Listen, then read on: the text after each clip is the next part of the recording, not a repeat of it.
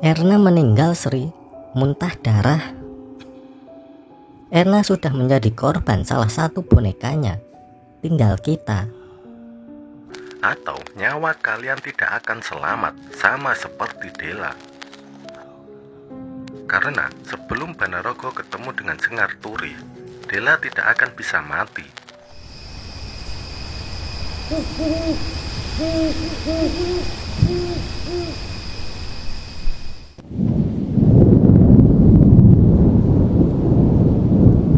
Senyap. Suasana saat itu sangat senyap. Namun, perasaan itu seakan menekan Sri dalam kegilaan dan rasa penasaran yang saling melahap satu sama lain. Benar saja, keheningan itu membuat sebagian pikiran Sri tertekan hingga Sri merasa bahwa Dela telah pergi. Sri mencoba untuk menenangkan diri. Ia terduduk dengan kaki yang sudah lemas. Namun tiba-tiba, berak! Pintu kamar Sri dihantam oleh sesuatu yang sangat keras. Setelah gebrakan itu, muncul suara tertawa yang pernah Sri dengar. Anak bodoh, nyawamu itu sampai mana sih? Tak kasih tahu, Jumat Kliwon. Pikirkan itu, pikirkan omonganku. Sri hanya meringkuk. Ia tidak mau menjawab siapapun itu. Lalu, Sri, kalau mau tidur, lilinnya dimatikan ya. saat itu juga lilin itu mati dengan sendirinya. Kegelapan itu menenggelamkan Sri dalam tangisan ketakutan tergila. Dela juga datengin kamu semalam. Tanya Dini. Ia tengah sibuk membasuh baju di sumur belakang. Sri yang baru tiba hanya mengangguk, lalu duduk di sampingnya. Kalau sudah malam, Dela kumat, kata Simbah gitu. Simbah yang kasih tahu kamu? Iya, emangnya kamu gak dikasih tahu? Sri tidak menjawab pertanyaan itu. Ia hanya melihat air mengalir yang ada di hadapannya. Jumat Kliwon, Kata Sri tiba-tiba. Dini mengangguk. Rupanya ia tahu. Siang itu, Simbah memanggil Sri dan Dini. Mereka melihat Dela yang tengah duduk sendirian. Ia seperti sibuk dengan dunianya sendiri. Dela lahir di sini. Makanya saya tidak perlakukan dia seperti saat tinggal di hutan. Setiap sudut rumah ini sudah saya pasang payung untuk orang meninggal. Jadi, jangan khawatir. Mbah Tamin menyesap rokok, menghembuskannya perlahan. Masalahnya sekarang di sini. Besok, Kamis Legi, saya mau minta tolong Dini. Bisa kamu cari tahu di mana jimat santet itu disimpan? Di malam itu, Sri dan Dini masuk ke kamar Simbah. Di sana, ia bisa melihat banyak tergantung kepala kerbau yang dipasang di tembok. Selain itu, kamar Mbah Tamin banyak dihiasi kain merah. Bau kemenyan tercium sampai menusuk hidung. Mbah Tamin kemudian melangkah masuk. Ia menyuruh Dini duduk di depannya, membiarkan Sri berada di samping Dini. Nanti, kamu akan melihat kebun tebu. Di sana ada orang. Cari dan ikuti dia sampai ia duduk di sebuah tempat. Mbah Tamin kemudian meminta Dini meminum air degan hijau, memijat-mijat kepalanya sambil mengusap asap kemenyan. Ia lalu menghantam kepala Dini dengan telapak tangan. Sri, tolong jaga Dini. Simbah mau keluar dulu. Mbah Tamin pergi, sementara Dini tersungkur pingsan. Di dahinya, ia terus berkeringat. Berkali-kali ia tampak seperti orang yang meracau, mengatakan sesuatu seperti gelap. Namun, Sri telaten membersihkan keringat Dini. Ia juga membantu Dini agar bisa tidur dengan posisi yang benar. Ia terus menjaga Dini sepanjang malam. Simbah tidak juga kembali. Semakin malam, Dini semakin kacau. Ia menjerit seperti tengah berlari. Nafasnya terengah-engah. yang membuat Sri tersentak ketika Dini mengatakan, Bapaknya melihat saya. Bapaknya sudah melihat saya dikejar. Saya dikejar. Badan Dini tiba-tiba panas sekali. Sri mulai khawatir, namun ia bingung harus apa. Tidak beberapa lama, Mbah Tamin kembali. Ia hanya menepuk bahu Dini, dan ia langsung terbangun. Wajahnya tampak kaget, seperti ingin mengatakan sesuatu. Namun, Dini urungkan saat melihat Mbah Tamin melotot, seakan menahan bahwa ia tidak boleh mengatakannya di sini. Mbah Tamin dan Dini keluar. Sri tidak mengerti kenapa Simbah seakan menghindarinya. Setelah menunggu, Simbah memanggil Sri, menyuruhnya agar kembali ke kamar. Saat berjalan ke kamar, Sri melewati sebuah kamar tanpa pintu. Di sana ada Dela melihatnya. Ia hanya tersenyum menatap Sri. Hal terakhir yang Sri ingat saat melihat Dela adalah ia seakan memberitahu bahwa akhir dari semuanya adalah rumah ini. Rumah yang akan Sri ingat sampai akhir nanti. Sri menutup pintu, menguncinya. Ia terlalu lelah malam ini. Apa yang ia lihat ingin ia lupakan dalam tidurnya. Saat Sri memejamkan mata, seseorang membelai rambutnya, memaksanya untuk melihat siapa yang tengah mengganggu tidurnya. Dela, kata Sri saat melihatnya. Bagaimana bisa? Aku dari tadi sebenarnya ada di dalam kamarmu loh Sri. Tepatnya di bawah ranjangmu. Orang tua itu nggak mencari aku kan? Aku minta tolong. Sekarang, nyawamu ada di tangan Simbah. Kalau kamu menuruti apa kata saya, kamu akan selamat. Dan tak kasih tahu sumber masalahnya. Kamu percaya sama saya kan? Tolong apa? Tanya Sri ragu. Ia masih ingat bagaimana ia melakukan kesalahan fatal itu. Bakar payung orang meninggal itu untuk saya. Dela melangkah pergi. Ia memberikan tatapan terakhir kepada Sri, seakan yakin Sri akan melakukannya. Malam semakin larut. Sri melihat sebuah mobil datang. Suki, ucap Sri mengawasi dari jendela. Mbah Tamin dan Dini melangkah masuk ke dalam mobil. Mereka pergi dari kediaman ini. Sri hanya membatin kemana mereka pergi dan kenapa ia tidak diajak pergi. Semua ini tiba-tiba mengingatkan pada pesan Dela. Nyawanya ada di tangan Simbah. Meski ragu, Sri membuka pintu. Ia melihat Dela tersenyum, berdiri di depan kamar, seakan sudah menunggunya. Sri dan Dela menyusuri rumah. Ia pergi ke dapur mencari korek dan minyak tanah. Kemudian mulai berjalan di tengah kegelapan malam. Bulan sedang tidak menampakkan diri. Sri berdiri di sudut sebuah pagar. Di sana ada sebuah payung kecil berwarna hijau. Payung Pandoso, ucap Sri. Bakar semua payung ini. Ada 7 payung di atas tanah ini. Percaya sama saya. Sri menyiram payung itu lalu membakarnya. Setiap kobaran api yang menyala-nyala, Dela tertawa melihatnya. Ia seperti menari-nari. Sri seperti ikut dalam setiap bisikan Dela ketika ia menunjuk di mana saja payung itu disembunyikan. Dan setiap satu payung terbakar, Dela menari-nari merentangkan tangan, tertawa begitu senang, sampai Sri menatap payung terakhir. Payung itu terletak tepat di depan lukisan itu. Sri berhenti. Ia melihat lagi lukisan itu, memperhatikan setiap detail siapa yang dilukis dalam balutan palet warna yang seakan familiar di mata Sri. Apa maksud lukisan itu? Seakan ia mengenal siapa yang ada dalam lukisan. Sampai Sri baru memahami sesuatu. Namun Dela tiba-tiba berbisik. Kok ragu Sri? Dela melihat Sri, mengawasinya dari ujung kaki hingga ujung kepala. Tatapannya membuat Sri merinding. Ia masih tersenyum, memaksa Sri melakukannya. Sudah sadar ya siapa saya?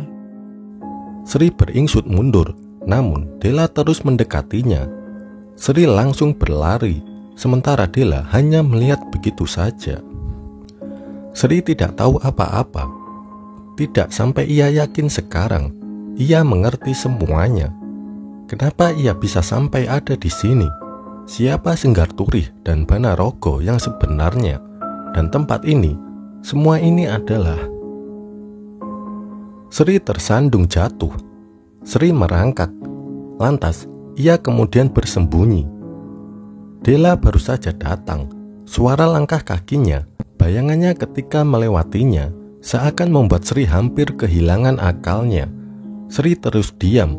Dela tidak akan tahu di mana ia berada sebelum... Sri. Dela menarik rambut Sri, mencengkramnya. Sri melawan sebisanya, namun ia tidak bisa menghadapi bala kekuatan yang entah dari mana datangnya. Dela seperti orang kesurupan. Caranya menghantam wajah Sri dengan telapak tangannya, membuat wajah Sri babak belur. Bahkan ia menginjak wajah Sri dengan kakinya. Dela terus berteriak, meminta Sri menyelesaikan tugasnya. Ia harus menyelesaikannya, tidak boleh tidak. Di sini Sri menyadari sesuatu lagi. Sewu Dino sudah semakin dekat. Artinya, tidak ada kesempatan lagi untuk membuang-buang waktu. Sampai terdengar suara mobil datang. Dela dan Sri terdiam, manakala ada seseorang datang mendekat. Langkahnya pelan. Ia menyusuri ruangan, kemudian menampakkan dirinya di depan Sri dan Dela. Mbah Krasa melihat Sri, tatapannya kecewa. Lalu ia melotot melihat Dela, yang entah bagaimana langsung duduk bersimpuh di depan Mbah Krasa. Ia membelai rambut Dela, seakan dia adalah binatang peliharaannya. Rupanya kamu sudah mengerti, Yando. Antarkan Sri ke kamarnya, kata Mbah Krasa. Orang yang berdiri di belakangnya membawa Sri. Ia hanya bisa melihat Mbah Krasa yang masih menatapnya. Dela hanya melirik Sri dengan tatapan penuh ancaman, seakan ia belum selesai dengan semuanya. Seseorang mengetuk pintu kamar, lalu Sri membukanya. Ia melihat wanita tua anggun itu. Tidak ada segan lagi untuknya. Sri justru merasa kesal setiap melihat tatapan matanya yang terbungkus kacamata tebal mengerikan itu. Sri, bantu Mbah ya. Jumat Kliwon bukanlah hari lahir Dela toh Mbah, tapi hari lahir dari orang yang menyantet cucu Anda. Apa saya salah, Mbah? Mbah Krasa mengangguk. Ia mengakuinya. Anda ingin orang itu mati melalui saya dan Dini. Mbah Krasa mengangguk lagi. Sri tidak tahu harus bilang apa lagi. Namun kemudian, sebelum tangisnya meledak, Mbah Krasa membisikkan sesuatu. Tolong. Lalu pergi begitu saja. Pagi itu, Mbah Tamin dan Dini sudah kembali. Seseorang memanggil Sri dari dalam kamar. Ia melihat Mbah Krasa duduk bersama Dela. Di tengah meja, Sri melihat kotak itu lagi. Lantas, Dini mulai membukanya. Dari dalam, Dini mengeluarkannya. Pasak Jagor. Semua orang menatap Sri. Pasak Jagor, boneka yang Sri lihat nyaris sama persis. Jadi, Mbah Tamin dan Dini semalaman mencari benda ini. Di badan boneka, ada lilitan rambut kusut yang sama persis seperti yang Sri lihat, mengingatkannya kepada Erna. Nanti malam, semuanya berakhir di sini. Dela mendekati Sri. Ia menatap Sri seakan ingin tahu. Tatapannya lebih lembut. Ia berucap dengan suara lirih. Terima kasih ya Mbak. Saya nggak akan pernah lupa jasa sampean. Sri hanya mengangguk. Ia sudah tidak peduli. Setelah memotong rambut Sri dan Dini, Mbah Tamin mengikat rambut itu pada boneka. Di belakang rumah, ia sudah memutari 3 lubang galian. Tempat Dela, Sri dan Dini terduduk di dalamnya. Mbah Tamin duduk, menyirami boneka itu dengan air, sementara bau kemenyan semakin menyengat. Tangan dan kaki mereka diikat dengan ranting muda daun kelor, sehingga ketiga-tiganya tidak ada yang bisa bergerak, hanya pasrah di dalam setiap lubang yang sudah digali untuk mereka semua. Mbah Tamin perlahan mencabut satu persatu rambut itu.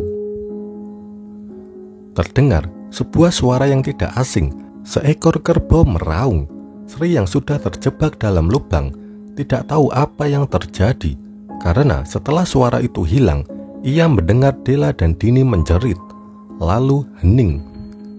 Hening sekali. Sesuatu baru saja membasahi tubuh Sri. Baunya amis. Darah.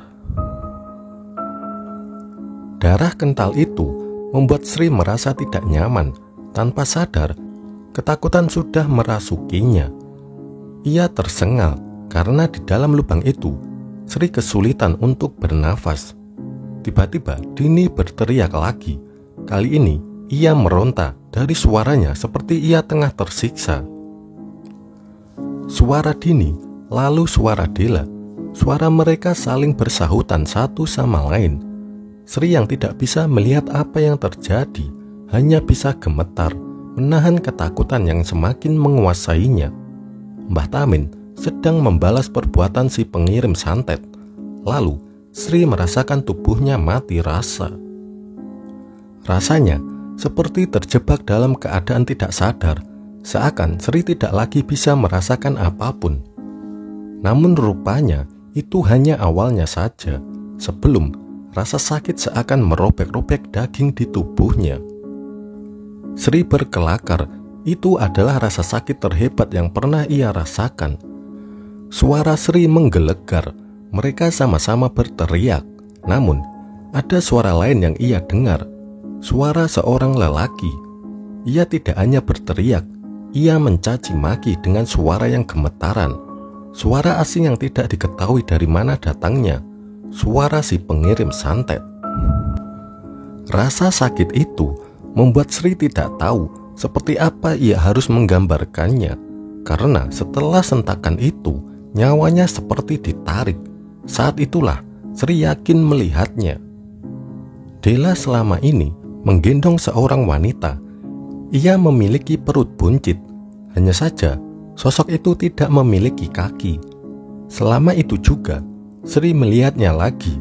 Selama Dela dikurung dalam keranda bambu kuning, sosok wanita itu mendampinginya, menjilati borok dan luka biru Dela dengan lidah panjangnya, yang selama ini Sri lihat seperti penyakit menjijikan, dan sosok itu melotot melihat Sri. Lalu Sri melihatnya, sosok yang datang bertamu pada malam itu. Rupanya adalah seorang laki-laki. Sri tidak mengenal siapa laki-laki itu. Hanya saja si laki-laki mengacak-ngacak kamar Simbah. Namun tampaknya ia tidak mendapatkan benda yang ia cari.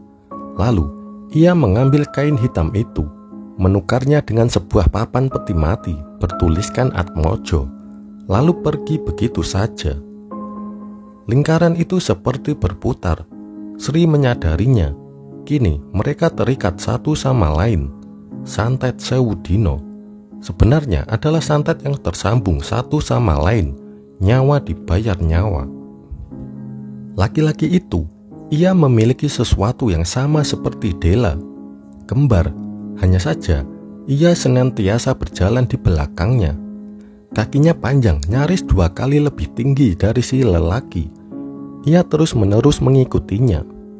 Bana Rogo. Sri terbangun dengan kaki lumpuh. Ia melihat Mbah Tamin menatapnya. Di depannya Dela berdiri. Meski berlumuran darah sama seperti Sri, Dela menatapnya. Ia membungkuk berterima kasih. Dini hanya duduk, matanya kosong. Mereka semua sama, berbagi rasa sakit.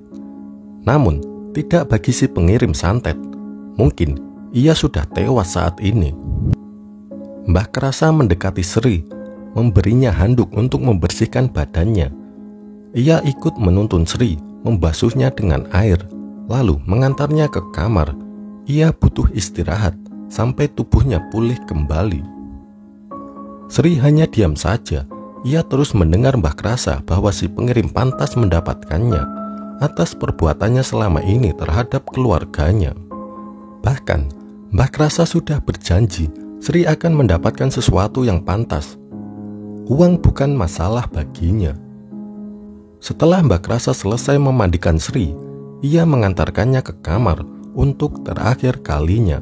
Mereka saling melihat satu sama lain sebelum akhirnya Mbah Krasa bersiap untuk pamit pergi.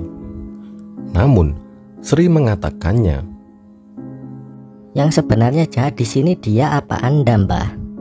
Ucapan itu membuat Mbah Krasa menghentikan langkahnya. Tangannya yang tengah membuka pintu kembali menutupnya. Senyuman yang tadi terpancar di wajahnya kini kian pudar menatap wajah Sri yang penasaran. Mbah Krasa lantas kembali duduk. Ia menatap wajah Sri. Mereka saling menantang satu sama lain. "Kamu pernah dengar nggak, Sri? Peribahasa, ketidaktahuan adalah berkah dari Tuhan." Sri yang mendengarnya langsung menegang. "Kuncoro, apakah itu nama keluarga yang sudah Anda habisi? Dan untuk membalasnya, ia sampai rela menggadaikan nyawanya untuk membalas keluarga Anda." Mbah Krasa menatap Sri. Ia tersenyum. Sudut bibirnya seakan memberi pujian. Betapa Sri pintar dalam menghubungkan semua ini hanya dengan mengikat batin antara Sri dan Kuncoro. Sri langsung tahu semuanya. "Terus?" kata Mbah Krasa menunggu kejutan lain. "Senggarturi dan Banarogo adalah peliharaan Anda yang Anda jadikan alat untuk menghabisi keluarga Kuncoro. Tapi keturunan terakhir Kuncoro bisa menangkap Banarogo, lalu menggunakannya agar Senggarturi bisa menyiksa Dela. Sebagai gantinya, ia yang menerima semua dosanya." Mbah Krasa tersenyum lalu tertawa.